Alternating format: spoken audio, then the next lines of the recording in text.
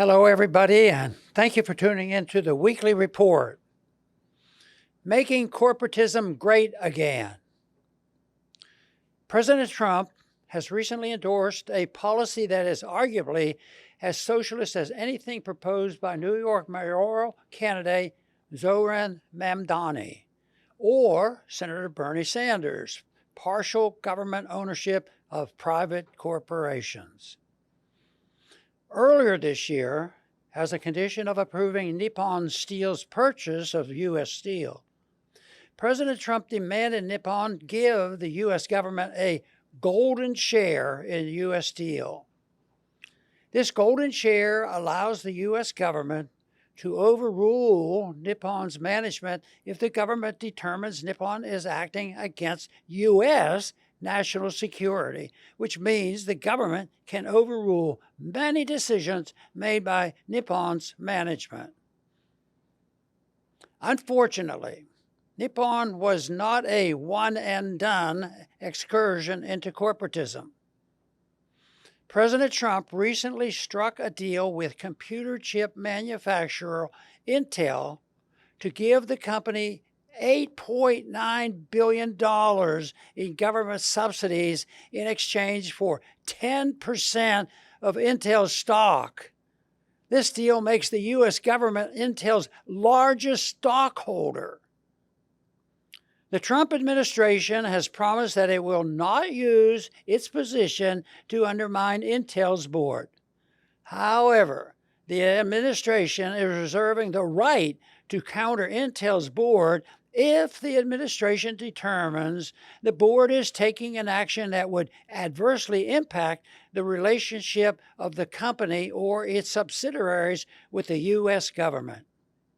So, the Trump administration is yet again giving itself power to manage a nominally private company.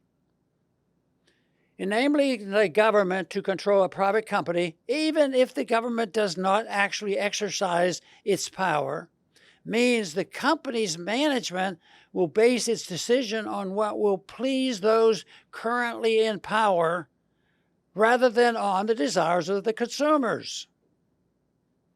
Government investment in corporations will cause politicians to make decisions based on what will profit the companies that government has invested in, while those companies' competitors will seek to attract government investment in order to win special privileges for themselves. A corporation partially owned by government will be considered too big to fail, since its failure would cause the government to lose the money invested in the businesses. So the argument will be that a bailout will save the taxpayers' money. According to a 2024 analysis by the World Bank, an organization not known as a supporter of free market economics, companies of which government owns 10% or more are 6% less profitable and have workforces that are 32% less productive. Some members of the Trump administration have suggested that the federal government take a partial ownership interest in defense contractors like Lockheed Martin and Boeing. Commerce Secretary Howard Lutnick has pointed out that big defense contractor Lockheed Martin, for example, is basically an arm of the U.S. government, since almost all its revenue comes from the U.S. government. Secretary Lutnick has a point, but the closeness between the Pentagon and big corporations is an argument for restoring a non-interventionist foreign policy.